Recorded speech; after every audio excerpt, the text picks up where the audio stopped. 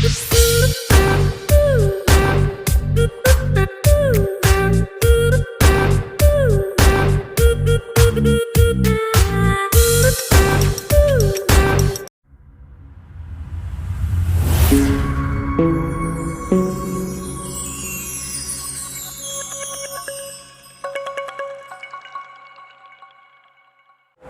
मित्रों, स्वागत है आपका वापस से इंग्लिश की क्लास के अंदर। लास्ट क्लास तक हम लोग प्रोनाउन के रिलेटिव प्रोनाउन को डिस्कस कर चुके थे। आगे दो अभी और बचे हुए हैं, आज उनको डिस्कस करते हैं। आइए अपने कॉपी पेन लेके बैठिए, साथ में नोटबुक को साथ में रखिए, चीज़ों को नोट कीजिए और जो भी स्क्रीनशॉट लेना है वो साथ साथ लेते चलिए। आइए क्लास स्टार्ट करते हैं। तो आज हम इंट्रोगेटिव प्रोनाउन को डिस्कस करेंगे। देखिए इंट्रोगेटिव प्रोनाउन क्या होता है। इंट्रोगेटिव वर्ड सब जानते हैं, खूब हमने 10th में पढ़े हैं, 8th 9th से ही पढ़ना स्टार्ट कर दिया था हमने। WH वर्ड, वो सारे शब्द जो किससे शुरू होते हैं WH वर्ड से, उन्हें ही हम क्या कहेंगे, इंट्रोगेटिव प्रोनाउन। कैसे? जैसे मैंने व्हाट लिख दिया, किससे शुरू हुआ, WH वर्ड से, क्या बन गया, इंट्रोगेटिव प्रोनाउन। मैंने हु लिख दिया, वहन लिख दिया, वैन लिख दिया, विच लिख दिया, वाई लिख दिया, ये सारे क्या हैं, WH वर्ड से शुरू होने वाले हैं। और WH वर्ड से शुरू होने वाले शब्दों को ही क्या कहा जाएगा, इंट्रोगेटिव प्रोनाउन। एरर किस बेस पे आती है, आइए देखते हैं, डिस्कस करते हैं। तो 3 सेंटेंस मैंने आप लोगों के सामने लिखे। फर्स्ट आया हु इज राम, सही है या गलत है, 2 मिनट के बाद में डिस्कस करेंगे, फिलहाल सिर्फ सेंटेंस को समझिए। सेकंड सेंटेंस मैंने लिखा who is Ram among them. Third sentence मैंने लिखा who is the better, Ram and Shyam. 3 sentence मैंने आपके सामने लिखे। कोई बता सकता है कि इसमें सही कौन सा है, गलत कौन सा है?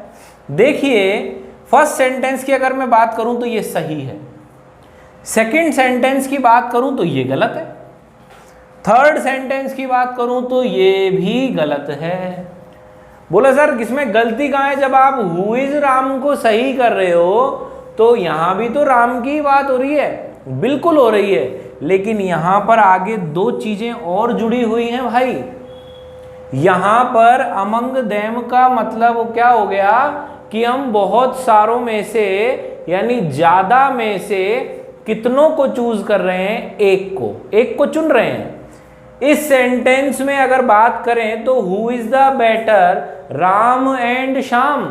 जब 2 या 2 से अधिक में से किसी एक को चुना जाए, 2 या 2 से ज्यादा में से कितनों को चूज किया जाए, कितनों को चुना जाए, एक को चुना जाए, तो सजीव के लिए, देखो हमने रिलेटिव प्रोनाउन पढ़ा था कल।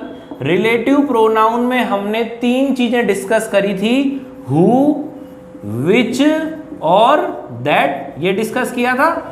हु के लिए हमने बात करी थी कि सर लिविंग के लिए आता है, विच के लिए हमने बात करी थी कि सर ये नॉन लिविंग के लिए आता है, दैट की हमने बात करी थी कि ये लिविंग के लिए भी आता है और नॉन लिविंग के लिए भी आता है। तो यहां पर सर राम तो इंसान होता है, राम किसी का ऐसा तो है नहीं कि साहब आप किसी का भी नाम रख दोगे अपने घर में, किसी अपने बेटे का, अपने भांजे का, किसी न किसी का नाम राम रखोगे, तो राम तो सजीव ही हुआ।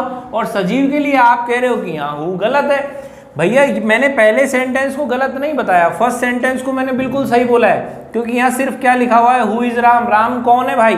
सेकंड सेंटेंस को मैंने इसलिए गलत बताया है क्योंकि यहां पर अमंग देम जुड़ गया, यानी हम बहुत सौ में से किसी एक को चुन रहे हैं। और जब भी बहुत सौ में से किसी एक को चुना जाए या 2 से अधिक में से किसी एक को चुना जाए, who is the better, Ram and Shyam, यानी इन दोनों में से कौन बेटर है। तो पहले कितनों की बात करी, 2 की, अब चुन कितनों को रहे हैं, एक को चूज कर रहे हैं हम। तो जब बहुत सौ में से किसी एक को चुना जाए या 2 से अधिक में से किसी एक को चुना जाए, तो सजीव के लिए, हु किसके लिए आता है, सजीव के लिए। उस कंडीशन में लिविंग के लिए हु का प्रयोग नहीं होगा, लिविंग के लिए हु का प्रयोग नहीं होगा।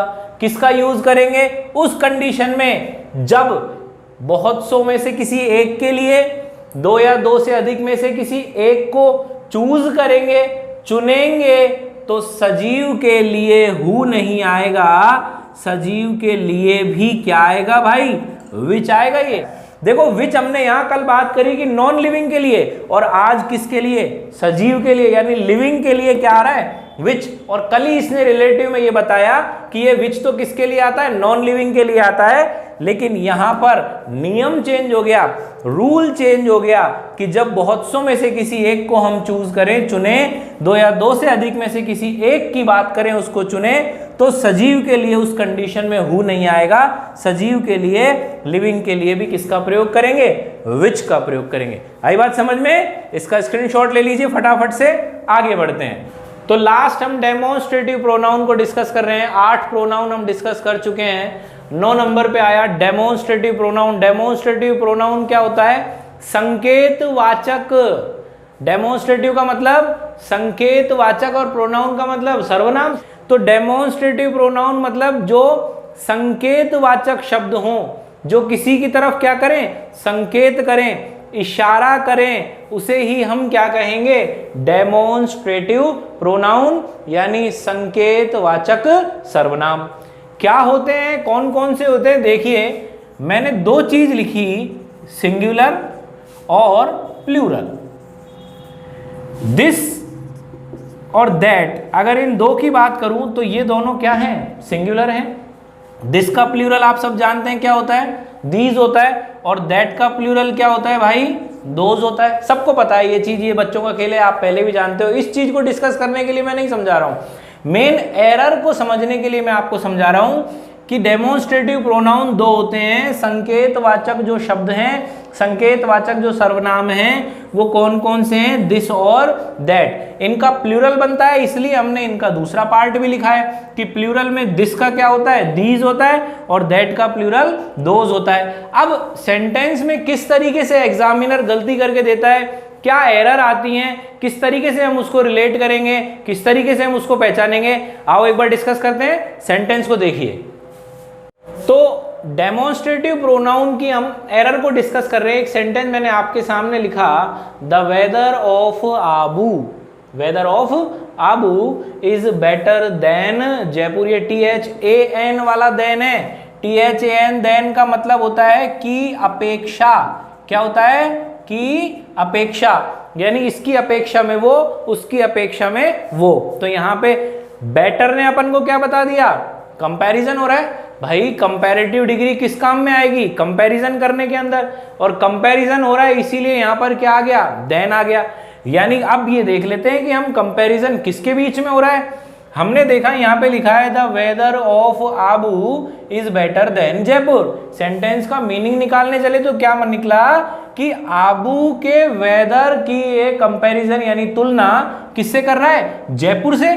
यार रुको एक बार, ये क्या कह रहा है सेंटेंस, आबू का वेदर, और यहां क्या लिखा हुआ है, जयपुर। अरे यार यहां तो वेदर का हो रहा है, तो यहां भी जयपुर के साथ में वेदर आना चाहिए, क्योंकि कंपैरिजन हमेशा समान के मध्य होता है, बिल्कुल बराबर की चीजों में होता है। यहां पे आबू के वेदर की तुलना किससे होनी चाहिए, जयपुर के वेदर से। जबकि जयपुर, अगर मैंने बोला मैं जयपुर जा रहा हूं, तो मतलब जयपुर के मौसम में जा रहा हूं, जयपुर की जलवायु में जा रहा हूं, या जयपुर शहर में जा रहा हूं। क्या समझ में आया, जयपुर शहर में जा रहा हूं, तो यानी जयपुर बोलने से तो खाली अपने को इसका क्या पता लगा, सिटी का। तो यहां पर कंपैरिजन ये किसका कर रहा है, आबू के वेदर का कंपैरिजन किससे कर रहा है, जयपुर सिटी से कर रहा है। क्या सिटी से कंपैरिजन करना सही है क्या, बिल्कुल भी नहीं है। किससे करना चाहिए, आबू के वेदर का कंपैरिजन जयपुर के वेदर से होना चाहिए। तो क्या करें उसके लिए, उसके लिए हम वापस से एक सेंटेंस और लिखेंगे, फिर समझेंगे। आइए देखो, देखते हैं। तो दूसरा सेंटेंस मैंने आपके सामने लिख दिया, the weather of Abu is better than the weather of Jaipur. दोनों में क्या अंतर किया भाई, यहां पर सिर्फ क्या लिखा था, जयपुर लिखा था, और यहां पर हमने क्या लिखा, द वेदर ऑफ जयपुर। यानी अब जयपुर के वेदर का कंपैरिजन किससे हो गया, आबू के वेदर से, और आबू के वेदर का कंपैरिजन किससे हो गया, जयपुर के वेदर से, यानी बिल्कुल बराबर। भाई तुलना हमेशा दो समान चीजों के मध्य होती है। ग्रामर ऐसा कहती है कि तुलना हमेशा दो बराबर की चीजों में, दो समान चीजों के मध्य होती है। अब हमने कहा लो भाई ग्रामर साहब, हमने जयपुर के वेदर की तुलना हमने किससे कर दी? आबू के वेदर से कर दी। अब तो ठीक है, हमने सेंटेंस सही कर दिया। ग्रामर ने बोला नहीं भाई ये तो गलत था ही था, ये भी गलत है। अब हम थोड़ा सा टेंशन में आ गए। टेंशन में आने की जरूरत ही नहीं है। क्यों? हमने उससे पूछा कि पहले तो ये बताओ ये गलत क्यों है। उसने कहा जिस चीज की आप सेंटेंस में तुलना कर रहे हो, कंपैरिजन कर रहे हो, उसे एक सेंटेंस में 2 बार नहीं लिखा जाएगा। उसे एक सेंटेंस में 2 बार नहीं लिखा जाएगा। बोला सर क्या पढ़ा रहे हो आप भी? यहाँ पे आपने बोला जयपुर सिटी है, वेदर लगाओ, हमने लगा दिया। अब आप कह रहे हो कि एक ही बार लिखो। भाई मैंने ऐसा तो कहा ही नहीं है कि वेदर नहीं आएगा, लेकिन ग्रामर ये कहती है कि जिस चीज की आप तुलना कर रहे हो उसे एक सेंटेंस में 2 बार नहीं लिख सकते। तो भाई क्या करें सर, सॉल्यूशन बताओ ना। ठीक है मान लिया, चलो हम तो आपकी बात मान लेते हैं कि वेदर दोबारा नहीं लिख सकते हैं, क्या करें? उसने कहा कि जिस चीज की आप तुलना कर रहे हो उसे दोबारा लिखने की बजाय उसमें डेमोन्स्ट्रेटिव प्रोनाउन का प्रयोग कर दीजिए। और डेमोन्स्ट्रेटिव प्रोनाउन का प्रयोग करके अगर मैंने सेंटेंस लिखा तो देखिए तीसरा सेंटेंस क्या निकल के आया? The weather of Abu is better than that of Jaipur. आई बात समझ में? ये दैट कहां से आया? Demonstrative pronoun. इसने क्या काम किया? देखो हमने पढ़ा था ना, डेमोन्स्ट्रेटिव प्रोनाउन का मतलब संकेतवाचक प्रोनाउन, संकेतवाचक सर्वनाम। यानी दैट ये किसकी तरफ इशारा कर रहा है? वेदर की तरफ। इस दैट ने अपने आप को किससे जोड़ लिया? वेदर से जोड़ लिया। तो पहले सेंटेंस में उसने बता दिया कि आबू के वेदर का कंपैरिजन आप जयपुर शहर से कर रहे हो, इसलिए गलत है क्योंकि तुलना हमेशा 2 समान चीजों के बीच में की जाती है। दूसरे वाला इसलिए गलत है क्योंकि जिस चीज की आप तुलना कर रहे हो, वेदर की कंपैरिजन हो रहा है, तो जिस चीज का आप कंपैरिजन कर रहे हो उसे एक सेंटेंस में 2 बार नहीं लिखेंगे। क्या करेंगे? उसे दोबारा लिखने की बजाय डेमोन्स्ट्रेटिव प्रोनाउन दैट का प्रयोग कर दिया जाएगा। और दैट वो अपने आप को किससे जोड़ लेगा? उसी से जोड़ लेगा जिसके लिए हमने उसे प्रयोग किया गया है। आई बात समझ में? आई या नहीं आई? अब एक सेंटेंस लिख रहा हूं वीडियो के अंत में, इस टॉपिक के अंत में, उसके अंदर आपको बताना है इसी का एरर का सेंटेंस है, एग्जाम का आया हुआ है। एक बार अपनी नोटबुक में नोट कीजिए फटाफट से उस सेंटेंस को और बताइए कि उसमें कौन सा ऑप्शन सही होगा। आइए देखिए, एक एरर का सेंटेंस एग्जाम का आया हुआ मैंने आप लोगों के सामने लिखा। देखिए पढ़िए एक बार इसको। The houses of the rich are bigger than that of the poor. और लास्ट में मैंने ई पार्ट को नो एरर कर दिया। अब इसमें हमें ये बताना है ए पार्ट में गलती है, बी पार्ट में गलती है, इस सी पार्ट में गलती है, डी पार्ट में गलती है, या फिर इस सेंटेंस में कोई गलती ही नहीं है, नो एरर है। ऑप्शन आपके सामने है। इसने कहा the houses of the rich are bigger than that of the poor. देखो जितनों को एरर पकड़ में आई बहुत अच्छी बात है, मैं बताता हूं। इसके सी पार्ट में गलती है, लेकिन भाई मेरे पास तो इस क्वेश्चन का जवाब होना चाहिए कि सर क्यों सी पार्ट में गलती इसलिए है, ये बाद में बताऊंगा। पहले ये सुन लो कि यहां पर दैट किस कंडीशन में सही होता। अगर भाई साहब यहां पर क्या लिखा होता, हाउस लिखा होता, तो बात कितनों की होती? एक की होती। लेकिन यहां पर क्या लिखा हुआ है? हाउसेज। घर का कंपैरिजन नहीं हो रहा है, घरों का कंपैरिजन हो रहा है। किसका? घर का नहीं, घरों का, यानी ज्यादा का। तो घरों का, अमीरों के घरों की तुलना किससे हो रही है? गरीबों के घर से। अमीरों के घरों की तुलना किससे हो रही है? गरीबों के घर से। और साहब यहां जब प्लूरल आ गया तो हमने डेमोन्स्ट्रेटिव प्रोनाउन, संकेतवाचक सर्वनाम में सिंगुलर में क्या पढ़ा था? दिस और दैट। दिस का प्लूरल दीज, दैट का प्लूरल दोज। तो सेंटेंस को अगर यहां सही करने चले तो यहां पर दैट नहीं आएगा, क्योंकि यहां क्या दिया हुआ है, हाउसेज दिया हुआ है। दैट के स्थान पर क्या आ जाएगा, दोज का प्रयोग होगा। आई बात समझ में? तो दैट नहीं आएगा, क्या आएगा, दोज आएगा। यदि इसको सही करने चले तो कौन से पार्ट में गलती आ गई, सी पार्ट में गलती आ गई। यहां हमने आज प्रोनाउन का इंट्रोडक्शन पार्ट, एरर पार्ट नहीं बोल रहा हूं, एरर मैंने आपको उसके टाइप्स के अकॉर्डिंग में समझाता चला हूं। पहले टाइप में ये होती है, दूसरे में ये होती है, तीसरे में ये होती है। ऐसे हमने 9 टाइप्स को डिस्कस किया, इसके 9 प्रकार को हमने डिस्कस किया कि नाउन की 9 तरीके से जो अलग अलग पार्ट हैं, उसमें रिलेटिव सबसे बड़ा पार्ट जो हमने डिस्कस किया।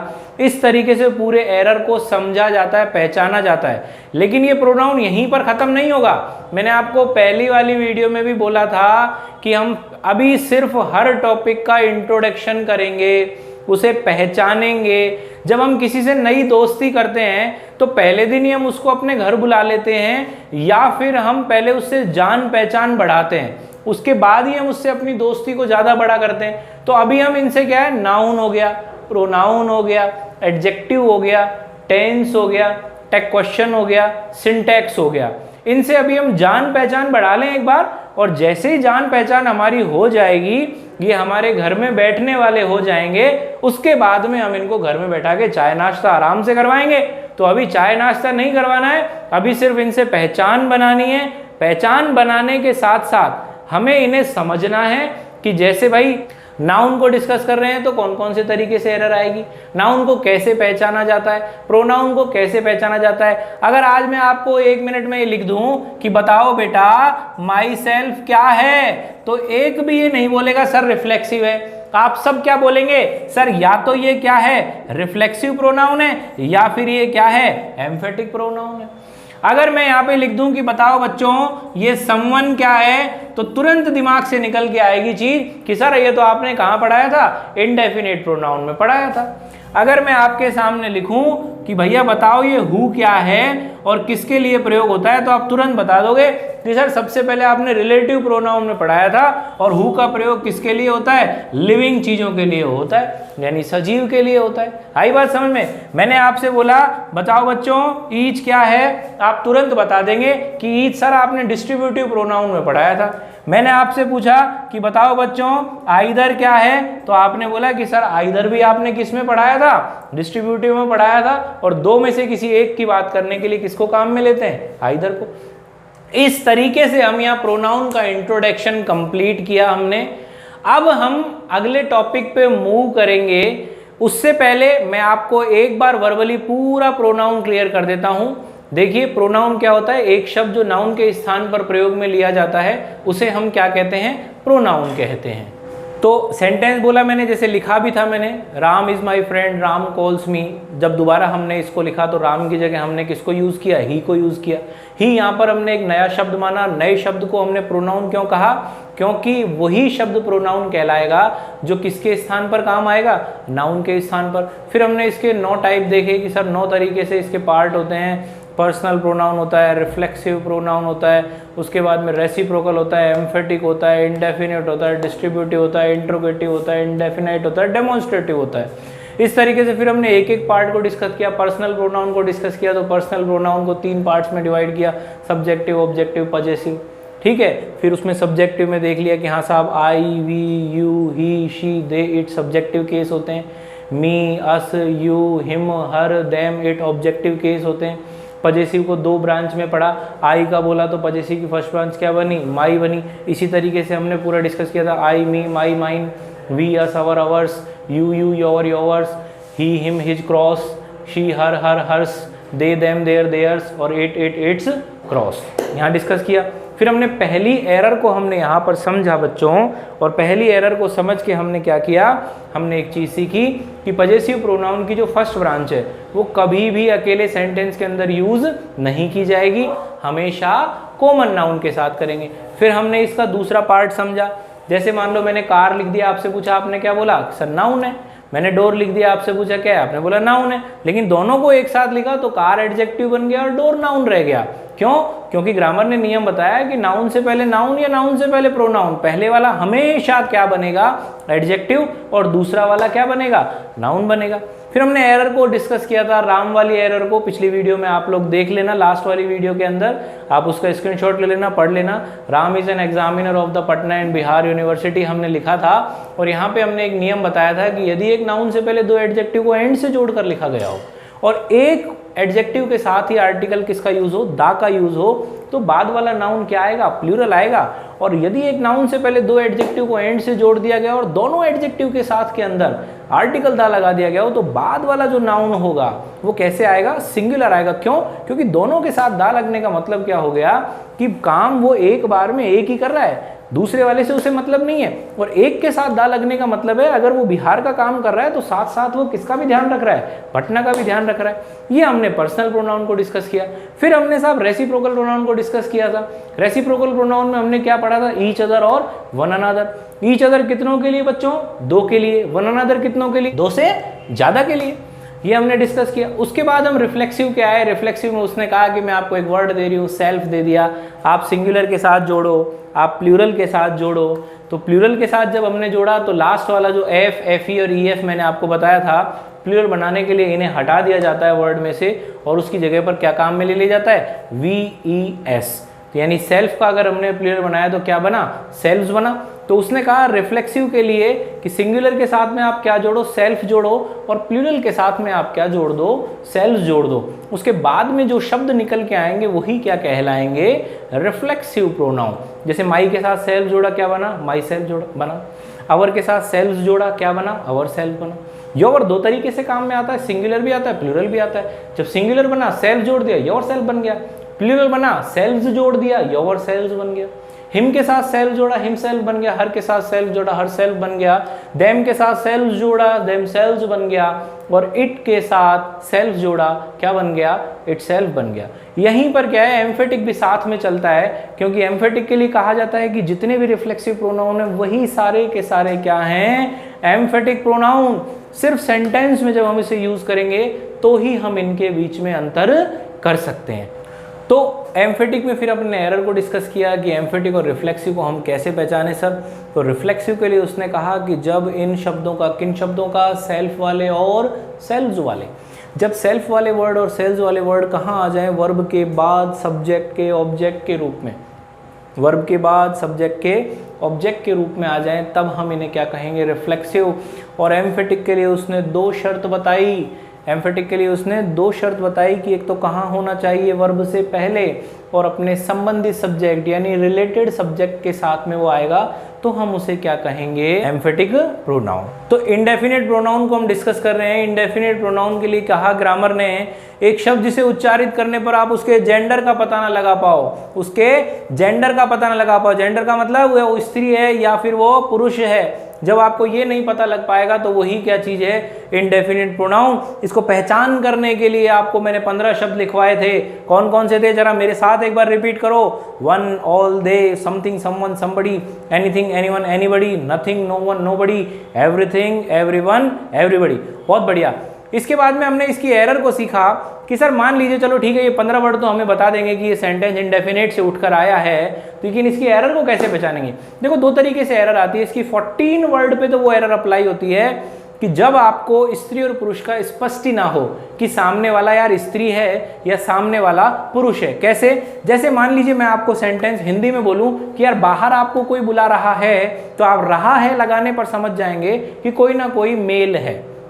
मैंने आपको बोला आपको कोई बाहर बुला रही है, तो रही है से आप समझ जाएंगे कि बाहर कोई स्त्री है, फीमेल है। लेकिन अगर मैं यही चीज आपको इंग्लिश में बोलूं कि someone is waiting you outside, तो you can not identify that the person is feminine और मैस्कुलाइन। यानी मेरे इंग्लिश में बोलने पर आपको समझ में नहीं आया कि वो सामने वाला जो इंसान है वो स्त्री है या पुरुष। और इसी के लिए ग्रामर ने सॉल्यूशन के लिए रूल बना दिया कि जब आपको स्त्री और पुरुष का स्पष्ट ना हो तो आप हमेशा उसको क्या मान लो, पुरुष। When you can not identify whether it is a feminine और masculine, always use as a masculine. इसके बाद में जो इसका वन बचा था, वन को हमने डिस्कस किया वन के लिए ग्रामर ने कहा कि इंडेफिनिट प्रोनाउन वन यदि किसी वाक्य का सेंटेंस बन जाए, वाक्य का सेंटेंस का क्या बने, सब्जेक्ट बने, किसी वाक्य का क्या बने, सब्जेक्ट बन जाए, तो पजेसिव के लिए वंस और रिफ्लेक्सिव के लिए हम किसको काम में लेंगे, वन सेल्फ को काम में लेंगे। यहाँ डिस्कस किया। फिर इसके बाद में डिस्ट्रीब्यूटिव प्रोनाउन हमने डिस्कस किया था कि 3 होते हैं सर, ईच, आइदर और नाइदर। ईच का प्रयोग बहुत सौ में से किसी एक के लिए, आइदर का प्रयोग 2 में से किसी एक के लिए, नाइदर का प्रयोग दोनों में से एक भी नहीं। तो ईच, आइदर, नाइदर यदि वाक्य के सब्जेक्ट बने या सब्जेक्ट के साथ प्रयोग हों तो वर्ब हमेशा क्या चलेगी, सिंगुलर चलेगी। फिर इसकी एरर को पढ़ते टाइम हमने 4 एक वर्ड पढ़े थे, 4 और वर्ड हमने जो पढ़े थे वो कौन कौन से थे जरा बताइए, नन, नो वन, एनी और एनीवन। तो जब भी 2 की बात करेंगे तो 2 के लिए क्या आएगा, आइदर या नाइदर, और जब भी 2 से ज्यादा की बात करेंगे यानी 2 से बढ़ के, 2 से ज्यादा, तो किसको काम में लेंगे, नन, नो वन, एनी और एनीवन, इस चीज को काम में लेंगे।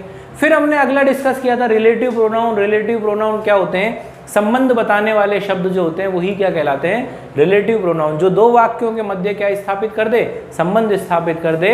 जैसे हमारी शादी करवाने में कोई बिचौलिया होता है, ऐसे ही ये 3 शब्द इसने बिचौलिए के रूप में, मीडिएटर के रूप में हमें दिए। कौन कौन से दिए, याद करके बताओ, हु, विच, दैट। हु हमेशा सजीव के लिए काम आएगा, विच हमेशा निर्जीव के लिए आएगा, और दैट सजीव और निर्जीव दोनों के लिए आएगा। जब हमने हु को डिस्कस किया तो हु के 3 पार्ट होते हैं, सब्जेक्टिव, ऑब्जेक्टिव और पजेसिव। भाई हु को या तो ऐसे याद कर लो, सब्जेक्टिव हु है, ऑब्जेक्टिव हु में, पजेसिव हु है, या फिर कि हु जब एक सब्जेक्टिव केस है तो इसके बाद में क्या आएगी, एक वर्ब आएगी। जब हुम ऑब्जेक्टिव केस बनेगा तो इसके बाद हमेशा क्या आएगा, एक नया सब्जेक्ट, सब्जेक्ट मत याद रखना, नया सब्जेक्ट आएगा। पजेसिव, जब हुज पजेसिव है तो साहब इसके बाद में हमेशा क्या आएगा, एक कॉमन नाउन आएगा। यहाँ हमने डिस्कस किया। फिर हमने इसकी एरर को डिस्कस किया था कि it is I who is calling you. यहाँ पर हमने गलती किसमें निकाली थी, इज्म की जगह हमने क्या किया था, एम किया था। क्यों, क्योंकि ग्रामर ने एक नियम बताया कि रिलेटिव प्रोनाउन के बाद जो वर्ब लगेगी, रिलेटिव के बाद जो वर्ब आएगी वो रिलेटिव से ठीक पहले प्रयोग किए गए नाउन या प्रोनाउन के अनुसार आएगी, और रिलेटिव से ठीक पहले वाला जो नाउन या प्रोनाउन है वो क्या कहलाता है, एंटीसीडेंट। यानी रिलेटिव के बाद जो वर्ब आती है वो हमेशा रिलेटिव के एंटीसीडेंट के अकॉर्डिंग आती है, यानी रिलेटिव से ठीक पहले वाले नाउन या प्रोनाउन के अनुसार। फिर मैंने आपको इसमें दूसरी चीज सिखाई थी कि रिलेटिव से ठीक पहले कभी भी प्रोनाउन का ऑब्जेक्टिव केस नहीं आएगा, हमेशा क्या आएगा, सब्जेक्टिव केस आएगा। तीसरी चीज हमने इसमें करी थी कि रिलेटिव से ठीक पहले कभी भी दे, देम, देयर का प्रयोग नहीं होगा। तो मैंने जब देम लिखा तो आपके दिमाग में वहां पर आया, जैसे हमने हिम का ही किया तो आपने देम का क्या बना दिया, दे बना दिया। लेकिन ग्रामर ने तो पहले ही बोल दिया कि रिलेटिव से बिल्कुल पहले यानी एंटीसीडेंट के रूप में कभी भी दे, देम, देयर का प्रयोग नहीं होगा। उसकी जगह पर किसको काम में लेंगे, दोज को काम में लेंगे। फिर हमने विच को डिस्कस किया। विच के 3 part, subjective, objective, possessive. Subjective में विच, ऑब्जेक्टिव में विच और पजेसिव में क्रॉस। विच जब सब्जेक्टिव बनेगा तो बाद में क्या लेगा, वर्ब लेगा, और विच जब ऑब्जेक्टिव बनेगा तो बाद में नया सब्जेक्ट लेगा। फिर हमने इसको एक एरर के रूप में भी समझा, Sita's foot slip which caused her to fall down. यहाँ पर क्या करा था हमने कि विच की जगह हमने किसको काम में लिया, दिस को काम में लिया। क्यों लिया था, क्योंकि रिलेटिव से ठीक पहले नाउन या प्रोनाउन का होना जरूरी है, यानी एंटीसीडेंट का होना जरूरी है। अगर ऐसा नहीं है तो उसमें रिलेटिव प्रोनाउन का यूज होगा ही नहीं।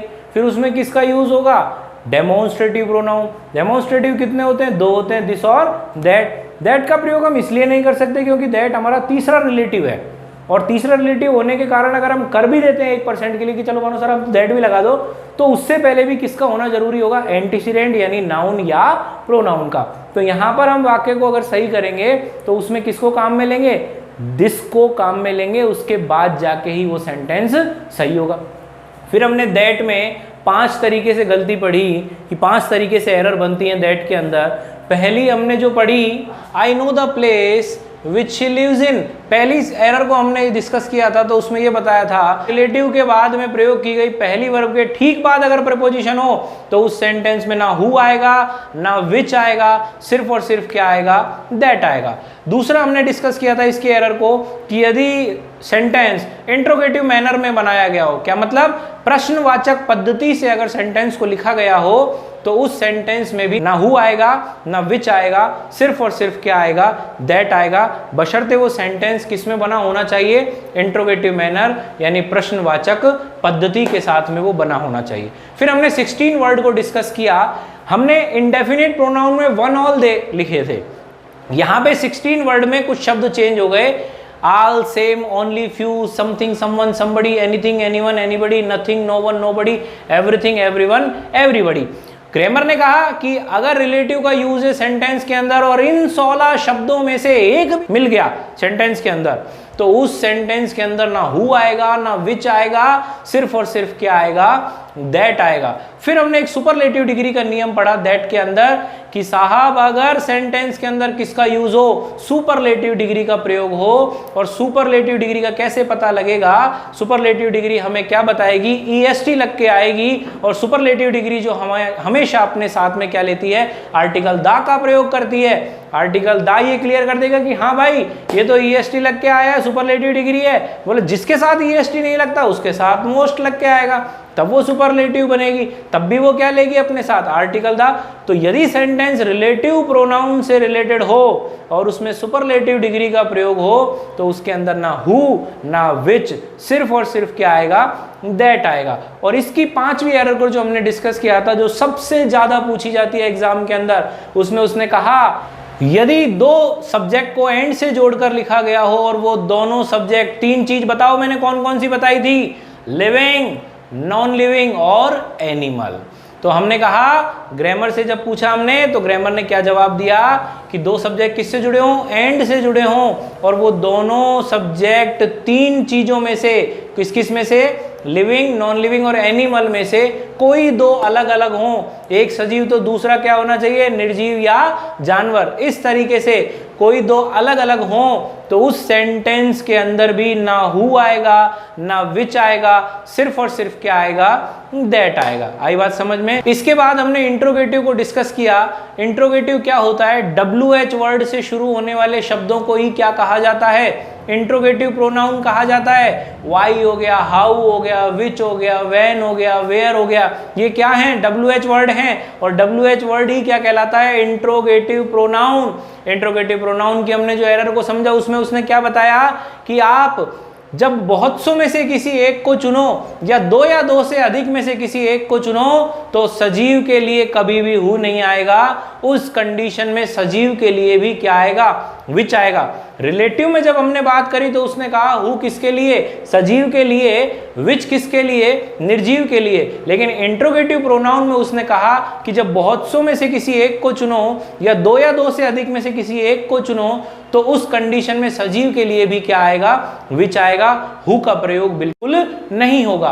और अंतिम हमने जो प्रोनाउन डिस्कस किया वो डेमोन्स्ट्रेटिव प्रोनाउन डिस्कस किया, जिसका हमने बताया कि संकेतवाचक सर्वनाम जिसको बोलते हैं 2 होते हैं भाई, दिस होता है और दैट होता है। सिंगुलर प्लूरल की अगर बात करें तो सिंगुलर में दिस दैट होता है, प्लूरल में दीज दोज होता है। जैसे दिस की अगर बात करूं तो दिस का प्लूरल तो क्या बन गया, दीज बन गया, और दैट का प्लूरल क्या बन गया, दोज बन गया। इसकी जब हमने एरर की बात करी तो हमने एक सेंटेंस भी लिखा था वीडियो के अंदर, आप देख लेना उसको, दोबारा से एक बार रीड कर लेना। हमने उसमें लिखा था the weather of Abu is better than Jaipur. इस सेंटेंस को हमने गलत बताया था। क्यों बताया था, क्योंकि यहाँ पर आबू के वेदर का जो कंपैरिजन है वो किससे हो रहा है, जयपुर शहर से हो रहा है, जबकि होना किससे चाहिए था, जयपुर के वेदर से। तो पहला सेंटेंस गलत हो गया। दोबारा हमने सेंटेंस को क्या लिखा था, weather of Abu is better than the weather of Jaipur. इस सेंटेंस को ग्रामर ने गलत बता दिया। क्या बोली ग्रामर कि जिस चीज का आप कंपैरिजन कर रहे हो, किस चीज का कंपैरिजन हो रहा है यहाँ पे, आबू और जयपुर का हो रहा है क्या, नहीं, दोनों के वेदर का हो रहा है। और वेदर का कंपैरिजन हो रहा है तो जिस चीज का कंपैरिजन हम कर रहे हैं उसे एक सेंटेंस में 2 बार बिल्कुल नहीं लिखा जाएगा। क्या करें उसकी जगह पर हम डेमोन्स्ट्रेटिव प्रोनाउन का प्रयोग करेंगे। और डेमोन्स्ट्रेटिव प्रोनाउन में से जब हमने उसको दैट लिखा, दोबारा द वेदर लिखने की बजाय जब हमने दैट लिखा तो वो दैट अपने आप को किससे कनेक्ट कर लेगा, वेदर से, यानी जिससे वो कंपैरिजन हो रहा है, जिससे वो तुलना हो रही है, कनेक्ट कर लेगा। और इसी के साथ हमारा सेंटेंस क्या हो जाएगा, बिल्कुल सही हो जाएगा। तो ये हमने पूरा प्रोनाउन अभी डिस्कस कर लिया। प्रोनाउन के जो 9 भाग हैं उनको हमने अभी 10 मिनट के अंदर पूरा डिस्कस कर लिया। जब भी आप वीडियो प्रोनाउन के पूरे पार्ट्स की देख लें तो इस पार्ट वाली वीडियो को आप लास्ट में ज़रूर एक बार वापस से रिकॉल कर लेना, आप पूरा दिमाग में आ जाएगा प्रोनाउन। एक बार लास्ट में 2 या 3 बार जब इसको सुनेंगे तो ये बिल्कुल आपको रट जाएगा, क्योंकि मैंने हर सेंटेंस को उठा के आपको एग्जाम्पल के साथ में लास्ट में 10 मिनट में पूरे 9 प्रोनाउन को मैंने आपके सामने बता दिया है। इसको जारी रखिए, ऐसे ही पढ़ाई को, घर पे रहिए, सुरक्षित रहिए, अपने घर वालों का ध्यान रखिए, खुद का ध्यान रखिए, परिवार के साथ रहिए, हमारे साथ जुड़े रहिए, वीडियो को देखते रहिए। पसंद आए तो लाइक कीजिए, शेयर कीजिए, कमेंट कीजिए और चैनल को सब्सक्राइब कीजिए। धन्यवाद, नमस्कार।